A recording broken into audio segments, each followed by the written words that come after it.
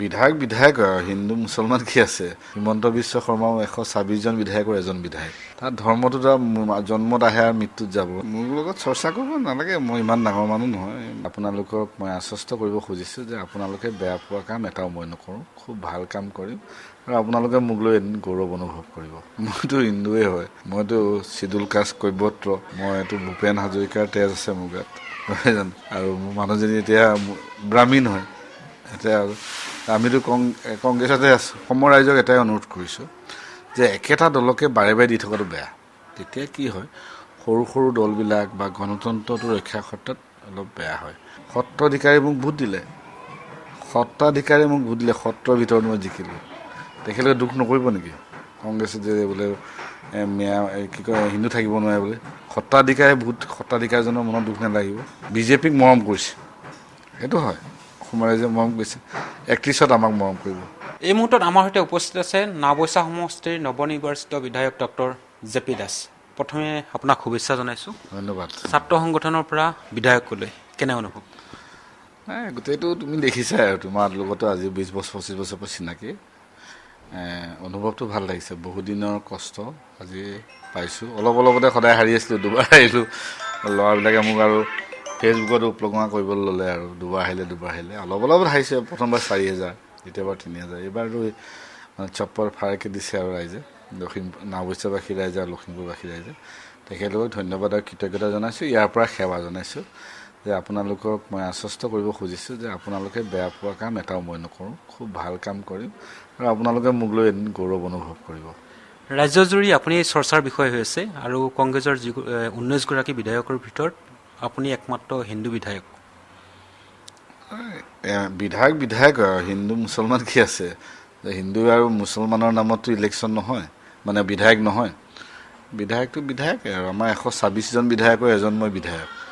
হিমন্ত বিশ্ব শৰ্মাও 126জন বিধায়কৰ এজন বিধায়ক। তাত ধৰ্মটো জন্মত আহে আৰু মৃত্যুত যাব, নহয় জানো? সেইটো আৰু বেলেগ কথা। প্ৰথম পৰিকল্পনা কি আপোনাৰ? আমাৰ সমষ্টিটো বহুত পিছপৰা সমষ্টি। আমাৰ তাত বহুত বানপানী, গৰাখহনীয়াৰ সমস্যা আছে। এই সমস্যাবিলাক সমাধান কৰাৰ ক্ষেত্ৰত যিখিনি কৰিব লাগে কৰিম। আমাৰ তাত মুছলমান গাঁওবিলাকত মানে ৰাস্তা পথবিলাক নাই, মিচিং গাঁৱৰ ৰাস্তা পথ নাই আৰু দলংবিলাকৰ অৱস্থা, স্কুল কলেজৰ অৱস্থাই নাই। আমাৰ কেইবাখনো প্ৰভিঞ্চিয়েলাইজ নোহোৱা কলেজ আছে, সেইকাৰণে এই কলেজবিলাকো চাব লাগিব। আমাৰ সমষ্টিত আজিৰ তাৰিখতো মহিলাই নাৱত ল'ৰা ছোৱালী প্ৰসৱ কৰাব লগা পৰিৱেশ আছে। সেইকাৰণে এইবিলাক বহুত আছে কৰিব লগা। সেইকাৰণে মই প্ৰত্যাহ্বান আছে, কিন্তু প্ৰত্যাহ্বানটোতো আৰু যুঁজিব লাগিবই। ভাল হ'ব আৰু নাওবৈচা জিলিকিব। আপুনি যিহেতু দলটোত প্ৰায় 20-22 বছৰ ধৰি আপোনাক পাই আহিছোঁ, দলৰ আপুনি কাম কাজ কৰিছে। কংগ্ৰেছে এবাৰ দাবী কৰিছিল যে বিৰোধীৰ নেতৃত্বত চৰকাৰ হ'ব, কিন্তু এনেকুৱা ফলাফল কিয় হ'ল বুলি ভাবে? আমি পৰ্যালোচনা কৰিব লাগিব। এতিয়া মই পটককৈ ক'ব নোৱাৰিম কিয় হ'ল। আমাৰ মিটিং পাতিছে 9 তাৰিখে, তাৰপাছতে পৰ্যালোচনা হ'ব। আমাৰ গোটেই MLA-সকল, কেণ্ডিডেটসকল আহিব, দলীয় নেতৃত্বত থাকিব। তাৰপাছত আমি আলোচনা কৰি আপোনাক ক'ব পাৰিম। এই মুহূৰ্তত মই হঠাতে যদি কৈ দিওঁ কিয় হ'ল বুলি ক'ব, এইটো ভুল হ'ব।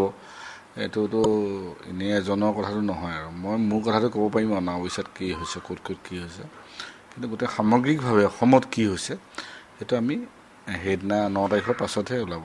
9 তাৰিখে যিটো পৰ্যালোচনা বৈঠক অনুষ্ঠিত কৰিছে, হয় 9 তাৰিখে কৰিছে। সকলো ভুল ত্ৰুটি যিখিনি আছে আলোচনা হ'ব। এইটো থাকেই, ৰাজনীতিটো আৰু উত্থান পতন থাকিবই, নহয় জানো? ৰাজনীতিত আমিওতো 79টা ছিট পাইছিলোঁ 11 চনত।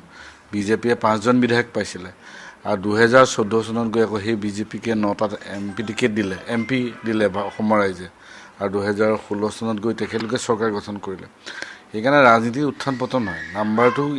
নাম্বাৰটো লাগে, কি কয় মানে ৰাইজে ৰজা যিহেতু। আজি এতিয়া তামিলনাডুত কি হ'ল, নহয় জানো? সেইকাৰণে যোৱাবাৰতো কি কয় মমতা বেনাৰ্জী 212টা ছিটত জিকিছিলে, এইবাৰতো আকৌ উল্টি গ'ল, পল্টি গ'ল। সেইকাৰণে ৰাজনীতিত ৰাইজে সিদ্ধান্ত লয়। মই খালি অসমৰ ৰাইজক এটাই অনুৰোধ কৰিছোঁ যে একেটা দলকে বাৰে বাৰে দি থকাটো বেয়া। তেতিয়া কি হয়, সৰু সৰু দলবিলাক বা গণতন্ত্ৰটো ৰক্ষাৰ ক্ষেত্ৰত অলপ বেয়া হয়। সকলোকে সুযোগ দিব লাগে, কাৰণ আইডিঅ'লজি বহুত বেলেগ মানুহৰ বেলেগ আইডিঅ'লজি থাকে। কাৰোবাৰ কংগ্ৰেছ আইডিঅ'লজি, কাৰোবাৰ AGP, কাৰোবাৰ BJP, কাৰোবাৰ গণশক্তি। তাত বহুত মানুহ জড়িত হৈ থাকে। যদি একেকেইজন মানুহকে সদায় শাসনত দি থকা হয় তেনেহ'লে গণতন্ত্ৰৰ কাৰণে এইটো এটা ভাল দিন, ভাল নহয়। আমাকো কংগ্ৰেছক 15 বছৰ দিছিলে, আমাক আঁতৰাইছে, বিজেপিক দিছে, বিজেপিক দিয়াৰ কাৰণে আকৌ AGP আহিলে। সেইকাৰণে একে দলটোকে যদি কণ্টিনিউৱাছ দি থাকে তেনেহ'লে এইটো বেয়া কথা। আপুনি ৰাজস্থানত যাব, তাত প্ৰত্যেক 5 বছৰ 5 বছৰ চেঞ্জ হয়। হিমাচল প্ৰদেশত যাব 5 বছৰ 5 বছৰ চেঞ্জ হয়। তাত মই এইবাৰ গৈছিলোঁ শ্যাম খাটুজী মন্দিৰত আৰু চালাচাত গৈছিলোঁ মন্দিৰত। তেতিয়া মই ড্ৰাইভাৰজনক সুধিলোঁ, তেখেত ব্ৰাহ্মীণ উপাধি এজন ড্ৰাইভাৰ, কি হয় একচুৱেলি, কিয় হয় কয়। তেখেতে ক'লে যে চহৰ লোক বনাতা হে, ৰাস্তা সকলোৱে বনায়, বিজেপিও বনায়, কংগ্ৰেছেও বনায়, কিন্তু আমি গণতন্ত্ৰ বচাই ৰাখোঁ। এটা ভাল লাগিলে কথাটো। মুখ্যমন্ত্ৰীয়ে কৈছে যে কংগ্ৰেছত বৰ্তমান হিন্দু মানুহ থাকিব নোৱাৰে। মইতো হিন্দুৱে হয়, মইতো চিডুল কাষ্ট কৈৱত্ৰ, মইতো ভূপেন হাজৰিকাৰ তেজ আছে মোৰ গাত, নহয় জানো। আৰু মোৰ মানুহজনী এতিয়া ব্ৰাহ্মীণ হয়, এতিয়া আমিতো কংগ্ৰেছতে আছোঁ, এতিয়া কেনেকৈ থাকিব নোৱাৰে, আমি আছোঁ। তেওঁ কৈছে যে কংগ্ৰেছ মিয়াৰ দল, হিন্দু মানুহ থাকিব নোৱাৰে, আৰু আপোনাক লৈ বহু চৰ্চা হৈ আছে।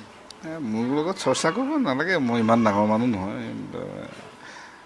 মাননীয় মুখ্যমন্ত্ৰী মহোদয়কতো আমি আগতে দাদা বুলি মাতিছিলোঁ, তেখেতৰ লগততো আমাৰ ভালেই আছিলে, আমাৰতো লগত বেয়া নহয়। আজি মানে তেখেত যেতিয়ালৈকে আমাৰ দলত আছিলে তেতিয়া মই তেখেতৰ লগতে প্ৰায় আছিলোঁ, বহুত মানে আমি ক্ল'জে আছিলোঁ। যিদিনা তেখেত আমাক এৰি থৈ গ'ল সেইদিনাৰ পৰা যিদিনা যোগাযোগ নাই আৰু। সেইকাৰণে ব্যক্তিগতভাৱেতো আমাৰ একো নাই, কিন্তু ধৰক আইডিঅ'লজিটো চেঞ্জ হৈছে, তেখেত বিজেপিলৈ গ'ল, আমি কংগ্ৰেছত আছোঁ, সেইটোৱে আৰু। একেবাৰে পোনপটীয়াকৈ সুধিছোঁ, যিহেতু সমগ্ৰ ৰাজ্যজুৰি চৰ্চা হৈ আছে আৰু মুখ্যমন্ত্ৰীয়ে কৈছে আৰু বিভিন্ন ধৰণৰ ৰাজনৈতিক ব্যক্তিয়ে কৈছে যে কংগ্ৰেছত বৰ্তমান হিন্দু মানুহ থাকিব নোৱাৰে, মিয়াৰ দল হৈ গৈছে, আৰু আপুনি অন্য দলত যোগদান কৰিব বুলি চৰ্চা হৈ আছে। আপুনি প্ৰশ্নটো দুবাৰ সুধিলে, এইবাৰ এই প্ৰশ্নটোকে আগতে এবাৰ সুধিলে, কি কয় হিন্দু মানুহ থাকিব নোৱাৰে বুলি, মই দুবাৰ কি উত্তৰ দিম? আপুনিয়ে বিচাৰি আছে নেকি প্ৰচাৰটো? নাই। আপুনিয়ে হয়তো প্ৰচাৰটো কৰি আছে, চৰ্চাটো এনেকুৱা হোৱা নাই।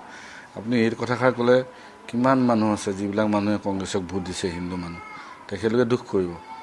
এতিয়াতো তেখেতলোকেতো, এতিয়া মই লখিমপুৰ সমষ্টিতে কওঁ না, মোৰ সমষ্টিতে কওঁ, মই মিচিং গাঁৱত জিকিছোঁ, মিচিং গাঁৱৰ বহু কেন্দ্ৰত মই জিকিছোঁ।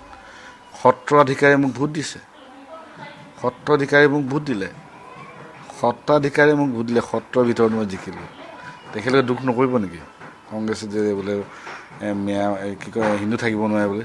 সত্ৰাধিকাৰীজনৰ মনত দুখ নালাগিব? এনেকুৱা কথা ক'ব নালাগে। এইটো হয়, তেখেতলোকক বিজেপিক মৰম কৰিছে, সেইটো হয়, অসম ৰাইজে মৰম কৰিছে। 31ত আমাক মৰম কৰিব, 11 যেনেকৈ আমাক মৰম কৰিছিলে, এইবাৰ তেখেতক কৈছে আকৌ 31ত আমাক মৰম কৰিব। একেবাৰে শেষত সুধিছোঁ, সমষ্টিবাসীৰ প্ৰতি আৰু ৰাজ্যবাসীৰ প্ৰতি আপোনাৰ কি আহ্বান থাকিব? মই আপোনালোকক ধন্যবাদ জনাইছোঁ, ৰাইজকো ধন্যবাদ জনাইছোঁ। বিফলেই কয়, চবে হাঁহিবলৈ লৈছিলেগৈ আৰু মোক লৈ, দুবাৰ হাৰিলে, ফেচবুকত লিখিলে, এইবিলাক হ'ল। আৰু ফেচবুকতো মানে ভেঙুচালি কৰিবলৈ ল'লে, তথাপিতো মই কামত লাগি থাকিলোঁ, ৰাইজে মোক সুযোগ দিলে, তাৰ কাৰণে মই ধন্যবাদ আৰু কৃতজ্ঞতা জনাইছোঁ। আৰু মই নৱপ্ৰজন্মক কৈছোঁ যে বিফলতা আহে মানুহৰ জীৱনত, প্ৰত্যেকজন মানুহেই বিফল হয়, কিন্তু বিফলতা দেখি যদি তুমি ভয় খোৱা, আঁতৰি যোৱা, তেনেহ'লে এইটো কিন্তু বিপদ হ'ব তোমাৰ। যিমানেই বিফলতা নাহক তুমি যুঁজিবা, তোমালোক আগুৱাই যাবা, কাৰণ সফলতা তোমাৰ কাৰণে ৰখি থাকিব। ভয় খালে কিন্তু বিফলেই হৈ থাকিবা। আৰু মই বিফল বুলি কৈ এতিয়া টিভি চেনেলবিলাকে মোক সফল বুলি ক'বলৈ আহিছে। সেইকাৰণে সফলতা পাবাই, খালি ভয় নাখাবা। আপোনাক ধন্যবাদ জনাইছোঁ। আৰু এয়া আছিল নাওবৈচা সমষ্টিৰ বিধায়ক ডক্টৰ জে পি দাস, আৰু তেখেতৰ পৰিকল্পনা DY TCOৰ জনালে।